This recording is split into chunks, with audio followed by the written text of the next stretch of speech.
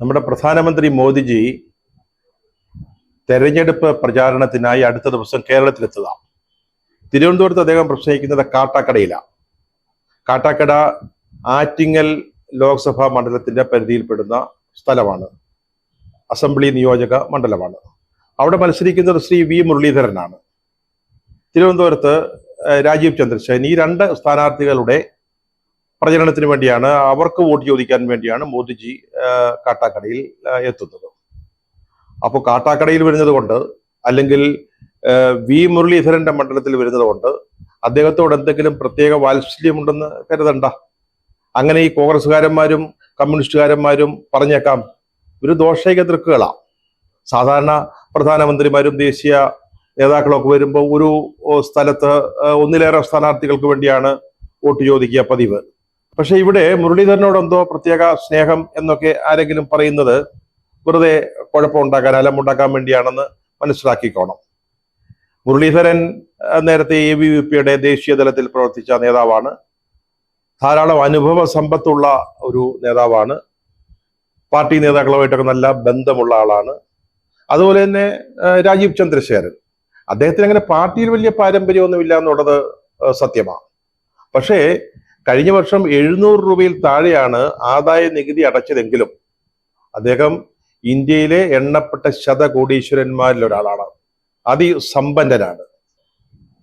BJPക്ക് ഇന്ത്യയിൽ വലിയ സാധ്യതകളുണ്ടെന്നും തനിക്ക് BJPയിൽ വലിയ സാധ്യതകളുണ്ടെന്നും മനസ്സിലാക്കിക്കൊണ്ട് പാർട്ടിയിൽ ചേർന്ന ആളാണ്. പക്ഷെ ഒരു കാര്യം ഞാൻ പറയാം, ഒരിടത്ത് അനുഭവ സമ്പത്ത്, പ്രവൃത്തി പരിചയം മുരളീധരന്റെ അനുകൂലമായിട്ട് നിൽക്കുമ്പോൾ ഇവിടെ ധനസമ്പത്ത്, ഇത് രണ്ടും കൂടെ നോക്കുമ്പോൾ ഈ രണ്ട് സ്ഥാനാർത്ഥികളുടെയും തൂക്കം അവരിയ്ക്കുന്ന ത്രാസിൽ ഏതാണ്ട് തുല്യമായിരിക്കും. അതുകൊണ്ട് പ്രത്യേക വാത്സല്യമൊന്നോ സ്നേഹമൊന്നോ ഒന്നും ആരും പറഞ്ഞ് കുഴപ്പമുണ്ടാക്കാൻ ശ്രമിക്കരുത്. ഇന്നത്തെ ഒരു ദിനപത്രത്തിൽ മോദിജി വരുന്ന ഒരു വാർത്ത ഒന്നാമത്തെ കോളത്തിലാണ് കൊടുത്തിരിക്കുന്നത്. ഏറ്റവും അവസാനത്തെ 2-3 കോളങ്ങളിലായിട്ട് BJPയുടെ ഒരു പരസ്യമുണ്ട്, തെരഞ്ഞെടുപ്പ് പരസ്യം. അതിൽ പറയുന്ന എല്ലാവർക്കും ഒപ്പം, എല്ലാവർക്കും വികസനം, അതായത് സ്ത്രീകൾക്ക് വേണ്ടിയുള്ള വികസന പ്രവർത്തനങ്ങൾ, നാരീവന്ദൻ എന്നാണ് പറയുന്നത്, ചെറുപ്പക്കാർക്ക് വേണ്ടിയുള്ളത്, കർഷകർക്ക് വേണ്ടിയുള്ളത്, അങ്ങനെ വിവിധ മേഖലകളിലുള്ളവർക്ക് വേണ്ടി ഈ ഗവൺമെന്റ് അല്ലെങ്കിൽ മോദി ഗവൺമെന്റ് നടത്തിയ നല്ല കാര്യങ്ങളൊക്കെ അതിനകത്ത് വിവരിക്കുന്നുണ്ട്. സ്ത്രീകളുടെ കാര്യത്തിലാണെങ്കിൽ നാഷണൽ ക്രൈം ബ്യൂറോ റിപ്പോർട്ട്സ് അനുസരിച്ച്, അതിലെ കണക്കനുസരിച്ച് സ്ത്രീകൾക്കെതിരായിട്ട് ഏറ്റവും കൂടുതൽ കുറ്റകൃത്യങ്ങൾ നടന്ന ഒരു സമയമാണ് ഇതെന്നാണ് പറയുന്നത്. സർക്കാരിന്റെ തന്നെ കണക്കാണ്. അതുപോലെ തന്നെ ചെറുപ്പക്കാരുടെ തൊഴിൽ പ്രശ്നം, തൊഴിലില്ലായ്മ നിരക്ക് ഏറ്റവും ഉയർന്നു നിൽക്കുന്ന ഒരു സമയമാണ്. കർഷകർക്ക് താങ്ങുവില കൊടുത്തു എന്നൊക്കെ പറയുന്നു. പക്ഷെ വടക്കേ ഇന്ത്യയിലെ കർഷകരെ സമരത്തിലാണ്. ആ സമരത്തിന്റെ ശക്തി ഈ തെരഞ്ഞെടുപ്പായതുകൊണ്ട് അല്പം ഒന്ന് കുറഞ്ഞൊന്ന് മാത്രമേ ഉള്ളൂ. അവർ താങ്ങുവിലയ്ക്ക് വേണ്ടി സമരം ചെയ്യുന്നവരാണ്. BJP സർക്കാരിനെതിരായിട്ട് അതിശക്തമായിട്ട് പോരാട്ടം നടത്തുന്നവരാണ്. ഇതൊക്കെയാണ് വാസ്തവത്തിൽ രാജ്യത്തെ സ്ഥിതിയെങ്കിലും എല്ലാവർക്കും വികസനം എന്ന പരസ്യം ഒരു ഭാഗത്തും മോദി വരുന്നത് സംബന്ധിച്ച വാർത്ത ഒന്നാം കോളത്തിൽ കൊടുത്തേക്ക് ഇതിലൊരു കൗതുകം കൊണ്ട് പറഞ്ഞു എന്ന് മാത്രമേ ഉള്ളൂ. നമ്മൾ ഈ പരസ്യം കണ്ടിട്ടല്ലല്ലോ വോട്ട് ചെയ്യാൻ തീരുമാനിക്കുന്നത്. പരസ്യത്തിലെ സത്യം എത്രത്തോളം ഉണ്ടെന്ന് നമുക്കറിയാവുന്ന ഒരു കാര്യമാണ്. ഏതായാലും മോദി വരുന്നു. കാട്ടാക്കടയില് ക്രിസ്ത്യൻ കോളേജ് ഗ്രൗണ്ടിലാണ് അദ്ദേഹം പ്രസംഗിക്കുന്നത്. അദ്ദേഹം തുടക്കത്തിൽ കുറച്ച് മലയാളം വാക്കുകൾ പറയും. പിന്നീട് അദ്ദേഹം ഒരുപക്ഷെ വിഷു ആശംസിച്ചേക്കാം. പിന്നെ അതിൽ ഒന്നാമത്തെ ഒരു പേച്ച്, അല്ല അതിഗംഭീരമായ ഒരു പ്രസംഗം നമുക്ക് കേൾക്കാം. എല്ലാം സന്തോഷമുള്ള കാര്യങ്ങളാണ്. പക്ഷേ നമ്മൾ ആർക്ക് വോട്ട് ചെയ്യണമെന്നുള്ളത് നമ്മൾ ആലോചിച്ച് തീരുമാനിച്ചാൽ മതി. മോദി പറഞ്ഞതുകൊണ്ട് മുരളീധരനോ അല്ലെങ്കിൽ രാജീവ് ചന്ദ്രശേഖരനോ വോട്ട് ചെയ്യണമെന്നില്ല. അത് നമ്മളുടെ വ്യക്തിപരമായ തീരുമാനമാണ്. ഇത്രയും ആമുഖമായി പറഞ്ഞത് മറ്റൊരു വിശേഷം നിങ്ങളെ ഓർമ്മിപ്പിക്കാനാണ്. ഞാൻ പറഞ്ഞല്ലോ, കാട്ടാക്കട ക്രിസ്ത്യൻ കോളേജ് ഗ്രൗണ്ടിലാണ് മോദിജി പ്രസംഗിക്കുന്നത്. അപ്പൊ അദ്ദേഹത്തെ കാണാൻ, കേൾക്കാൻ വരുന്ന 1 ലക്ഷത്തോളം ആളുകൾ, അങ്ങനെയാണ് പാർട്ടി അത് പ്രതീക്ഷിക്കുന്നത്. 1 ലക്ഷത്തോളം ആളുകൾ വരുമെന്നാണ്. അവർ വരുന്ന വാഹനങ്ങൾ ഈ കോളേജ് ഗ്രൗണ്ടിനുള്ളിലേക്ക് വളരെ സുഗമമായി കടക്കാൻ വേണ്ടി കോളേജിന്റെ മുൻ മതിലിന്റെ 2 സ്ഥലങ്ങളിൽ മതിലിടിച്ചിരിക്കുക. മതിലിടിച്ച് വേറെ ഗേറ്റ് ഉണ്ടാക്കുക. റാലിക്ക് വരുന്ന പ്രവർത്തകർക്ക്, അവരെ കൊണ്ടുവരുന്ന വാഹനങ്ങൾക്ക് കടക്കാൻ വേണ്ടി. കോളേജിന് 2 ഗേറ്റുകളുണ്ട്. വളരെ വിശാലമായ ഗേറ്റുകളാണ്. അതുവഴി ഏത് വാഹനങ്ങൾക്കും കടക്കാവുന്നതേ ഉള്ളൂ. അവിടെ വരുന്ന വാഹനങ്ങൾ ഏതായാലും ഈ തിരുവനന്തപുരത്തും അല്ലെങ്കിൽ ആറ്റിങ്കലും കാട്ടാക്കടയിലും ഒക്കെ ഓടുന്ന വാഹനങ്ങൾ തന്നെയാണല്ലോ. അതിനപ്പുറത്ത് കൂറ്റൻ വാഹനങ്ങളൊന്നും അവിടെ വരാനില്ലല്ലോ. ബുൾഡോസറുകളൊന്നും അവിടെ കൊണ്ട് കയറ്റാനില്ലല്ലോ. സാധാരണ വാഹനങ്ങൾ, അതിലേത് വലിയ വാഹനത്തിനും കടക്കാവുന്ന പാകത്തിൽ അവിടെ 2 വലിയ ഗേറ്റുകളുണ്ട്. പക്ഷെ അത് പോരാ, പോലീസിന് അത് പോരാ, പാർട്ടിക്ക് അത് പോരാ. അതുകൊണ്ട് ഞങ്ങൾ ഈ പള്ളിക്കൂടത്തിന്റെ മതിലിടിച്ചു കഴിഞ്ഞു. ഇടിച്ചും നിരപ്പാക്കി പുതിയ കവാടങ്ങൾ സൃഷ്ടിച്ചുകൊണ്ടിരിക്കുകയാണ്. ഈ കോളേജ് ഗ്രൗണ്ടിൽ ഒരു പ്രധാനമന്ത്രി പ്രസംഗിക്കുന്നത് ആദ്യത്തെ കാര്യമൊന്നുമല്ല. നേരത്തെ രാജീവ് ഗാന്ധി പ്രധാനമന്ത്രിയായിരിക്കുമ്പോൾ ഇവിടെ പ്രസംഗിച്ചതാണ്.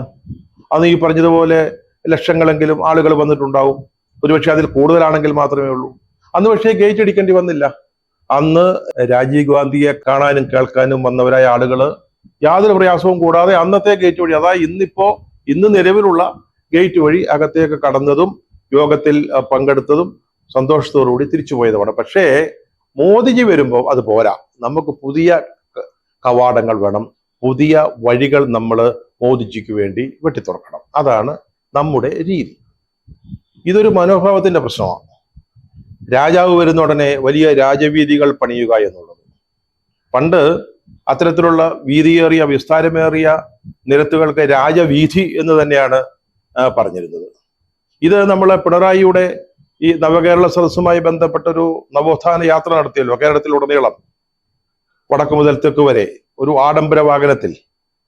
അപ്പം ഈ 20 മന്ത്രിമാർ കയറിയ ഈ ആഡംബര വാഹനം കടക്കുന്നതിന് വേണ്ടി കേരളത്തിലെ പലയിടങ്ങളിലും സ്കൂളുകളുടെ മതിലുകൾ പൊളിച്ചു.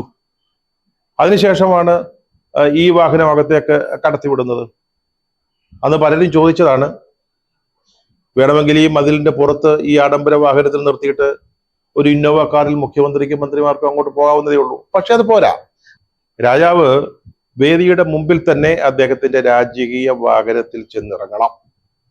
നിരവധി സ്കൂളുകളുടെ പല ജില്ലകളിലായിട്ട് മതിലുകൾ പൊളിച്ചു. അതൊക്കെ വീണ്ടും പണിത് കൊടുത്തോ എന്ന് നമുക്കറിഞ്ഞുകൂടാ. ഇത് ഏതെങ്കിലും ഒരു ദേവാലയത്തിന്റെ അടുത്തെങ്ങാനുമുള്ള ഒരു മതിലാണെന്ന് വിചാരിക്കുക. ഭൂമിയിലെ ഏത് രാജാവിന്റെ വരവ് പ്രമാണിച്ചാണെങ്കിലും ആ മതിലിൽ ആരെങ്കിലും കയറി തുടങ്ങും, ഒന്ന് വിറയ്ക്കും. പോലീസാണെങ്കിലും പട്ടാളമാണെങ്കിലും സർക്കാരാണെങ്കിലും, അത് കേന്ദ്രനാണെങ്കിലും സംസ്ഥാനമാണെങ്കിലും ഒരല്പം ഒരാശങ്ക, ഒന്ന് സംശയിക്കും. പൊളിക്കണോ, തൊടണോ? തൊടില്ല. അതാണ് നമ്മൾ ശീലിച്ചത്. പക്ഷെ ഒരു പള്ളിക്കൂടമാണെങ്കിലോ ആര് ചോദിക്കാന്? ഇപ്പൊ ക്രിസ്ത്യൻ കോളേജ് കാട്ടാക്കട, അതിന്റെ മാനേജ്മെന്റ് എന്ത് പറയാൻ പറ്റും? ചോദിച്ചാൽ പറയും ഞങ്ങളത് പണിത് തന്നേക്കാന്ന് പറയും. അല്ലാതെ എന്തെങ്കിലും പറയാൻ പറ്റുമോ? കൈകെട്ടി മാറി നിന്നത് കണ്ടുകൊണ്ട് നിൽക്കുക എന്നുള്ളതല്ലാതെ ഈ കോളേജിന്റെയും കോളേജ് കോമ്പൗണ്ടിന്റെയും ഉടമസ്ഥരായ കോളേജ് മാനേജ്മെന്റ് ഒന്നും ചെയ്യാൻ പറ്റില്ല. അതാണ് നമ്മുടെ രീതി. ഞാൻ നേരത്തെ പറഞ്ഞു ഒരു ദേവാലയത്തിന്റെ മതിലാണെങ്കിൽ തുടങ്ങും. ഞാൻ മറ്റൊരു ഉദാഹരണം പറയട്ടെ. ഇവ നമ്മുടെ സെക്രട്ടേറിയറ്റില് ദർബാർ ഹാളുണ്ട്. അവിടെ ഒരു വളരെ പ്രധാനപ്പെട്ട വിശേഷ ചടങ്ങ് നടക്കുക. അപ്പോൾ പ്രധാനമന്ത്രി പങ്കെടുക്കുന്നു. അപ്പൊ പ്രധാനമന്ത്രിക്ക് കയറി വരാനായിട്ട് 4 ഗേറ്റുകളുണ്ട് സെക്രട്ടേറിയറ്റില്. മുൻവശത്ത് തന്നെ 2 ഗേറ്റുകളുണ്ട്. ഒന്ന് സമര ഗേറ്റ്, മറ്റൊന്ന് അരുൺ ജ്യോതി ഹോട്ടലിനോട് ചേർന്നുള്ള ഗേറ്റ്. ഇനി അത് പോരാ എന്ന് വിചാരിച്ചിട്ട് നമ്മുടെ പ്രതിമയുണ്ടല്ലോ സെക്രട്ടേറിയറ്റ് മുമ്പിൽ, അപ്പൊ ആ പ്രതിമയ്ക്ക് എതിർവശത്തുള്ള മതിലുകൾ വിശാലമായിട്ട് ഇടിച്ച് തുറന്നിട്ട് അതിനുള്ളിലുള്ള നമ്മുടെ വേലുത്തമ്പി ദളവയുടെ പ്രതിമയും തകർത്ത് ദർബാർ ഹാളിലേക്ക് പോകാൻ ആരെങ്കിലും ഒരു ഗേറ്റ് ഉണ്ടാക്കുമോ? അതാണ് ഞാൻ നേരത്തെ പറഞ്ഞ ഒരു മനോഭാവത്തിന്റെ പ്രശ്നം എന്ന് പറയുന്നത്. ഇത് വാസ്തവത്തിൽ ഒരു സരസ്വതി ക്ഷേത്രമാണ്. ക്ഷേത്ര തുല്യമായിട്ട് നമ്മൾ കാണേണ്ട കാര്യങ്ങളാണ്. പക്ഷെ അവിടുത്തെ വിദ്യാർത്ഥി സംഘടനകളും അവിടുത്തെ അധ്യാപക സംഘടനകളും ഒക്കെ ചേർന്ന് കേരളത്തിലെ ഒരു വിദ്യാലയത്തെയെങ്കിലും സരസ്വതി ക്ഷേത്രം എന്ന് പറയാൻ പറ്റാത്ത രീതിയിലാക്കിയിട്ടുണ്ട് എന്നുള്ളതൊരു മറ്റൊരു സത്യം. എങ്കിൽ പോലും നമ്മുടെ ഒരു വിദ്യാലയത്തെ കാണുന്നത് സരസ്വതി ക്ഷേത്രമായിട്ട്, സരസ്വതി വസിക്കുന്ന ഒരു ഇടമായിട്ടാണ്.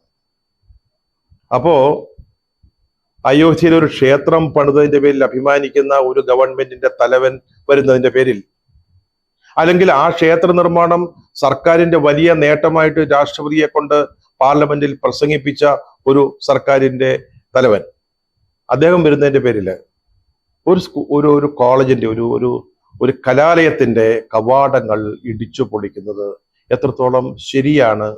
അത് എന്തു സന്ദേശമാണ് സമൂഹത്തിന് നൽകുന്നത് എന്ന് നമ്മൾ ആലോചിക്കണം. ഒരു ചെറിയ കാര്യമായിരിക്കാം. ഞാൻ ഈ പറയുന്നത് ഒരു വലിയ രാഷ്ട്രീയ വിഷയമല്ല, വളരെ ലളിതമായ ഒന്നാണ്.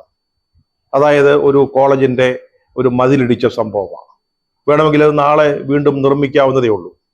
BJP പോലൊരു പാർട്ടിക്ക് അത് നിർമ്മിക്കുന്നതിനോട് ചെലവ് വഹിക്കുന്നതിന് വലിയ പ്രയാസം വരില്ല.